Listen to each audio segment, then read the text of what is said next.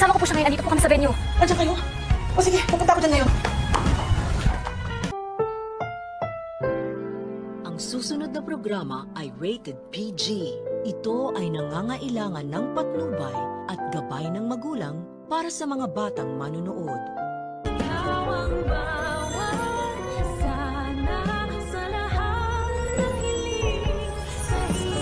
Pwede naman na mag-stay ka muna para kasayin natin yung mga bata.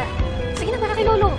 Habang hinihintay nga natin ang tuluyang pagkagising nitong si Lolo Pepe upang mapirmahan niya na ang kanyang ginawang bagong Last Will and Testament na hindi na nga kasama itong si Zoe, ay busy naman itong si Giselle sa pakikipaghabulan sa kanyang anak na si Justin. At lalo pa nga siyang mawawalan ng pag-asa na makasama ang kanyang anak dahil mababalitaan niya kay Ubeng na ito pala'y papalipad na ng Amerika. Kaya naman galit na galit si Giselle sa kanyang kapatid dahil bakit daw hindi nito sinabi sa kanya agad na ang kanyang anak pala ay may balak ng umalis ng Pilipinas kasama ang kanyang tatay na si Eric. Yun nga lang, sa halip na palakasin ni Robert ang loob ng kanyang kapatid ay sisisihin niya pa ito. At parang pinapahiwatig ni Robert kay Giselle na mag-move on na lang ito at tanggapin na lang ni Giselle na hindi daw talaga siya kayang tanggapin ng kanyang anak. Maya-maya na may tatawag si Annalyn kay Giselle upang ipaalam ang Christmas party ng mga bata na kailangan ng presensya niya doon dahil nga wala si Lolo Pepe na nag-organize nito. Parang wala pang hangganang pumunta si Giselle doon dahil nga mas gusto niyang makita ang kanyang anak na si Justin. Pero nang mabanggit na ni Annalyn kay Giselle na kasama niya ang kanyang pinsan na si Justin ay dito na nabuhayan itong si Giselle. Kaya naman halos magkandadapa pa sa pagmamadali itong si Giselle